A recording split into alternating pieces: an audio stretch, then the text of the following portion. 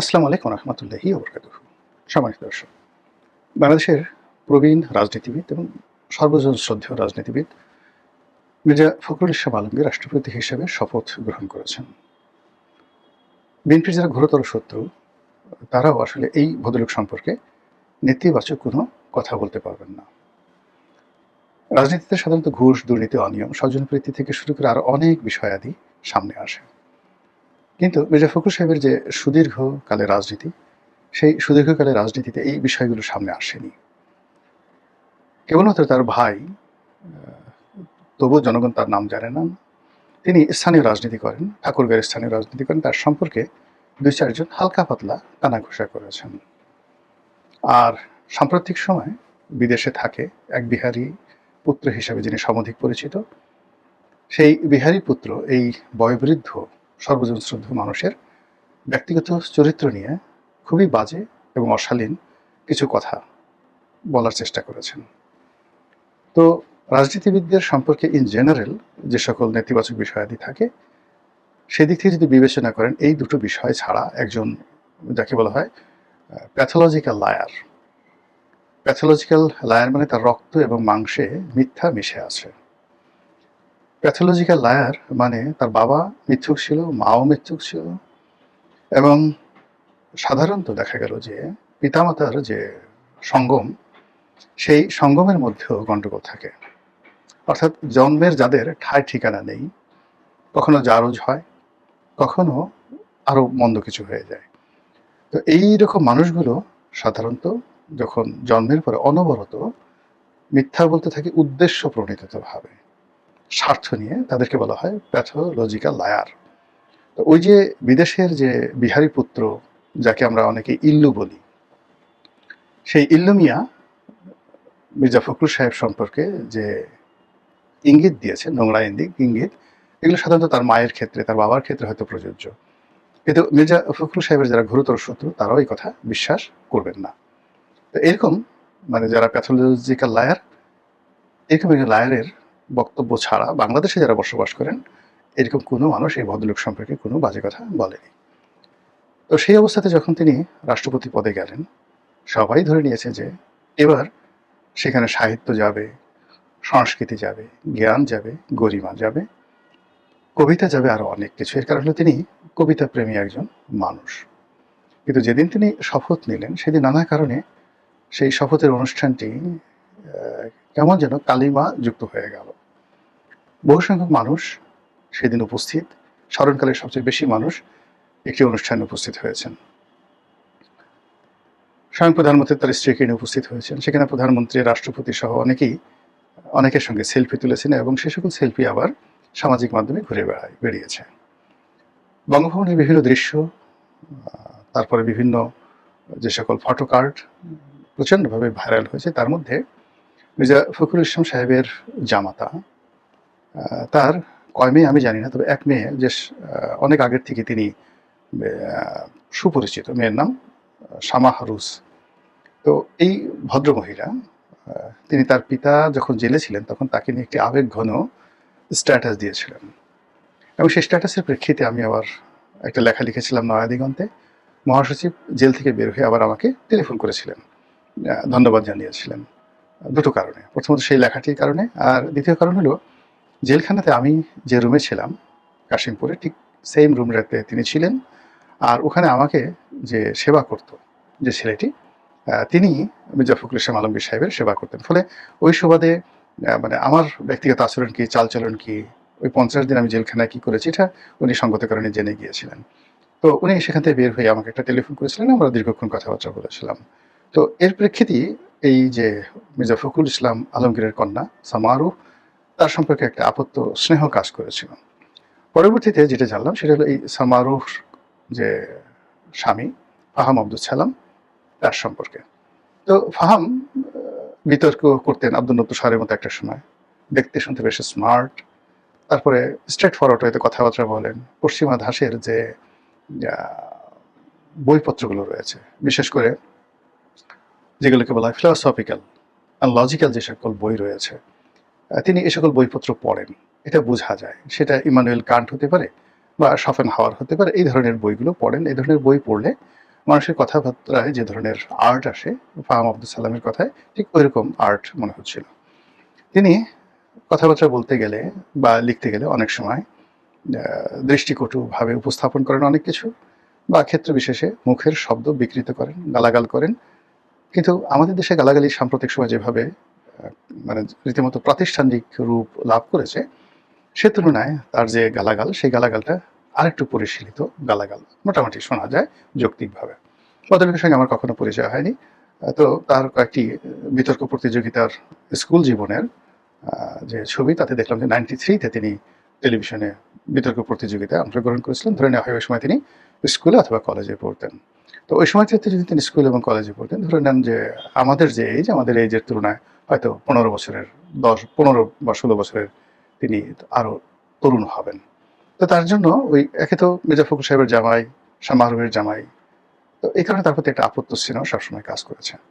তিনি যাই বলেছেন, যা করেছেন, ওটা একটা স্নেহের দৃষ্টিতে আমার কাছে মনে হতো যে আমার সন্তান বা আমার ছোট ভাই এরকম একটা কোনো কাজ করলে আমি ওভাবে নিতাম।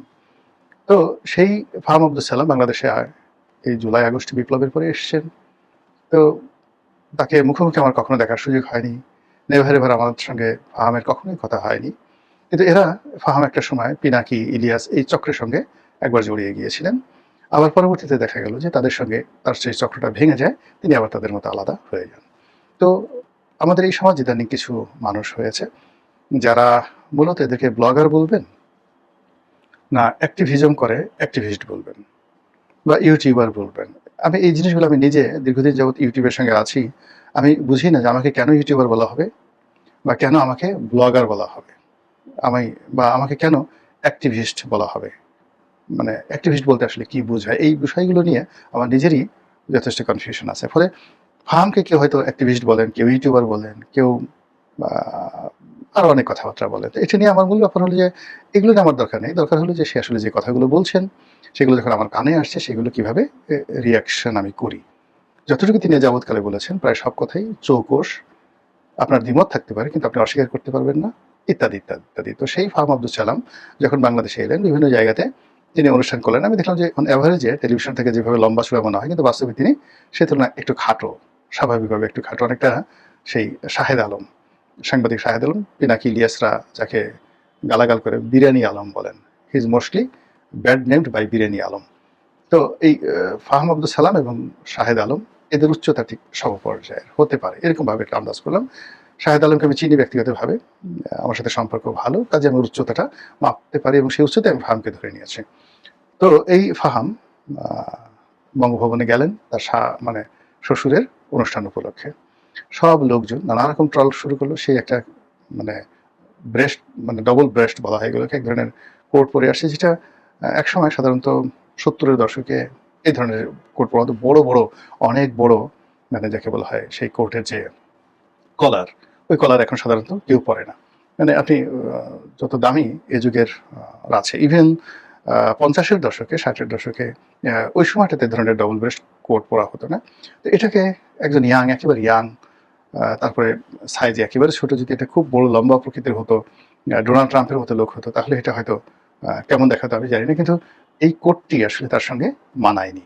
ফলে এটা নিয়ে মানুষ ট্রল করছিল, আহা জামাই কোট পরেছে দেখার মতো, ইত্যাদি ইত্যাদি ঘটনা।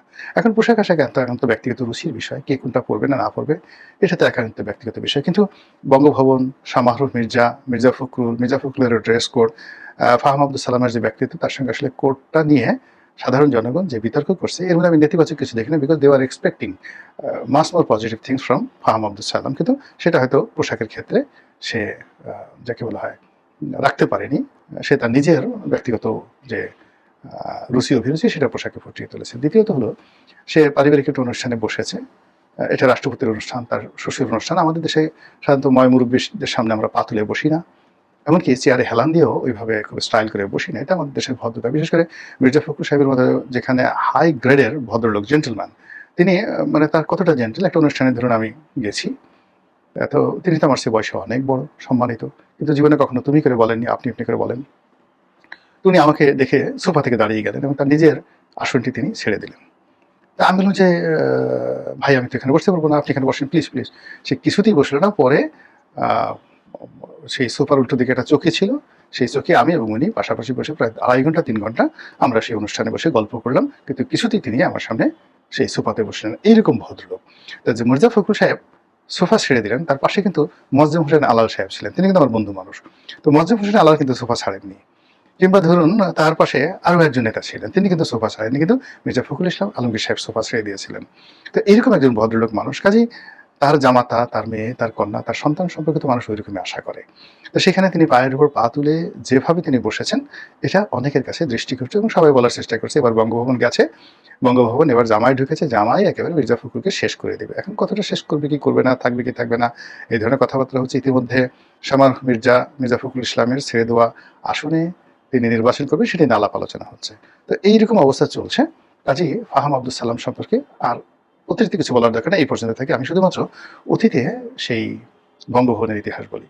এর ইমিডিয়েট আগে জনাব শাহাবুদ্দিন চুপ্পু, তিনি বঙ্গভবনে ছিলেন, তার সঙ্গে তার সন্তান ছিলেন, একমাত্র সন্তান, যিনি চলচ্চিত্র পরিচালক বা প্রযোজক এরকম কিছু ছিলেন। অত্যন্ত মানে যাকে বলে পিতা তাকে খুবই ভীষণ রকম স্নেহ করতেন, তারও ডাকনাম রনি। তিনি সেখানে থাকতেন। তো রনির কারণে একবার তিনি সিনেমা দেখতে গেলেন, শাহাবুদ্দিন চুপ্পু সিনেমা দেখতে গেলেন, এটি নিয়ে খুব ট্রল হয়েছিল। এর আগে সেখানে জিল্লুর রহমান সাহেব ছিলেন, জিল্লুর রহমান সাহেবের ছেলে পাপন সেখানে থাকতেন এবং সেটা নিয়ে অনেক কথাবার্তা হতো। কিন্তু ওইভাবে পাপন পরবর্তীতে যখন এমপি হলেন, তিনি নিজেই এত ইতিহাস তৈরি করেছেন যে তাকে আর মানে তার পিতার দিকে তাকাতে হয়নি বা বঙ্গভবনের কোনো কথা তার মানে মাথায় নিতে হয়নি। এরপরে সবচেয়ে বেশি সমস্যাটা হয়েছিল বি চৌধুরীর জামানাত। আপনারা জানেন যে ডক্টর বদরুদ্দোজা চৌধুরী এবং মাহিবি চৌধুরী বাংলাদেশের খুবই আলোচিত এবং বিখ্যাত ব্যক্তি। তো মাহিবি চৌধুরী নানা কারণে বিখ্যাত, সুন্দরভাবে কথা বলেন, ব্যবসা বাণিজ্য করেন, অনেকটা মিডিয়া জগতে দীর্ঘদিন ধরে তিনি এবং তার পিতা জড়িত। তো সেদিক থেকে তিনি যখন বঙ্গভবনে গেলেন এবং তার একমাত্র সন্তান হিসেবে তিনিও বঙ্গভবনের বাসিন্দা হলেন, কিন্তু যে সমস্যাটা দেখা দিল সেটি হলো যে তিনি নাকি বাংলাদেশ টেলিভিশনে ব্যবসা বাণিজ্য করতেন এবং তার নিকটতম প্রতিদ্বন্দ্বী সেখানে ছিল আরাফাত রহমান কোকো। শোনা কথা, একেবারে গুজব, শোনা কথা, কিন্তু এগুলো সমস্ত মানুষ বিশ্বাস করে। এবং এই বিলবোর্ডের ব্যবসা, বিজ্ঞাপন ব্যবসা, এগুলো নিয়ে নাকি তারেক রহমান সাহেব, তারপরে আরাফাত রহমান কোকো এবং বি চৌধুরীর ছেলে মাহিবি চৌধুরী, এদের মধ্যে ভুল বোঝাবুঝি হয়েছে। আদৌ হয়েছে কিনা, সত্য কিনা মিথ্যা কিনা, ডাজ নট ম্যাটার, কিন্তু বাংলাদেশের একেবারে সব জায়গাতে এই দুর্নাম, এই বদনাম, এই গুজব একেবারে ডালপালা বিস্তার লাভ মানে বিস্তার করেছে। এবং সেই বিস্তার করার ফলে কি হলো, আলটিমেটলি যখন বি চৌধুরীর চাকরি চলে গেল, অর্থাৎ তিনি প্রেসিডেন্ট পদে থেকে পদত্যাগ করতে বাধ্য হলেন, তারপর মাহিবি চৌধুরী সেই সহ তার পিতা সহ বিএনপি নিগ্রহের শিকার হলেন, তখন সবাই এবং পরবর্তীতে উনি যখন রাজনৈতিক দল করেন বিকল্পধারা, সেখানেও তার যে পুত্র স্নেহ, সেই পুত্র স্নেহের কারণে তিনি সেই তার রাজনৈতিক দলগুলো ধরে রাখতে পারলেন না। ডক্টর কামালের মতো মানুষ, কর্নেল অলির মতো মানুষ, তাদের সাথে তার সম্পর্ক নষ্ট হয়ে গেল কেবলমাত্র সন্তানের কারণে। এই জন্য সবাই বলাবলি করছে যে এই বৃদ্ধ বয়সে মির্জা ফখরুল ইসলাম আলমগীর সারা জীবন তিনি যে সুনাম রেখেছেন, সুখ্যাতি রেখেছেন, সেগুলো এই বুড়ো বয়সে এসে তার দামাত মানে তার জামাইয়ের কারণে অতীতের যে রেকর্ড বঙ্গভবন কেন্দ্রিক, বঙ্গভবন পুত্রদের, ভূমিপুত্রদের যে অত্যাচার, যে জুলুম বা যে দুর্নাম, যে বদনাম যা কিছু হয়েছিল, সেটা ফাহাম আব্দুল সালামকে আকর্ষণ করবে কিনা, এবং সেটা যদি হয় এটা মারাত্মক আকার ধারণ করবে। কারণ হলো সরকারে এমন অনেক কর্তা ব্যক্তি আছেন যারা মূলত মির্জা ফখরুল ইসলাম সাহেবকে পছন্দ করেন কিন্তু ফাহামকে পছন্দ করেন না, ডিউ টু হিজ নলেজ। এই সরকারের ভিতরে অনেক বোকা লোক আছেন যারা লেখাপড়া করেন না। তিনি বিভিন্ন সময় যেটাকে তিনি মানে গালি হিসেবে বলেছেন মাদার চোদ, খুব সুন্দর করে বলেছেন মাদার চোদ কি, যেগুলো মানে বলা যায় না, ডিসপিকেবল মাদার চোদ, এরকম সুন্দর করে বলেছেন। এই মাদার চোদ প্রকৃতির অশিক্ষিত টাইপের মানুষ মন্ত্রী এবং এমপিদের মধ্যে যারা আছেন, তারা ফাহাম আব্দুল সালামের মানে প্রতিটি কদমে কদমে ভুল ধরবেন। এর ফলে কি হলো যে ওই জায়গাতে বঙ্গভবনে যদি ফাহাম আব্দুল সালামের আনাগোনা খুব বেশি হয়, আবার তিনি পা তুলে চলাফেরা করেন, কিংবা ওই শ্বশুরের পরিচয়ে বা স্ত্রীর পরিচয়ে তিনি যদি এই সমাজে একটি টুশব্দ করার চেষ্টা করেন, তাহলে কি হবে, তার এতদিনের অর্জন, তার শিক্ষা দীক্ষা থেকে শুরু করে যা কিছু আছে ইত্যাদি নেতিবাচক হয়ে যাবে, আর তিনি যা নন সেই সমস্ত বিষয়াদিও এখন মানুষ বলার চেষ্টা করবে। মহান আল্লাহ আমাদের সবাইকে হেদায়েত দান করুন, হেফাজত করুন। আসসালামু আলাইকুম ওয়া রাহমাতুল্লাহি ওয়া বারাকাতুহু।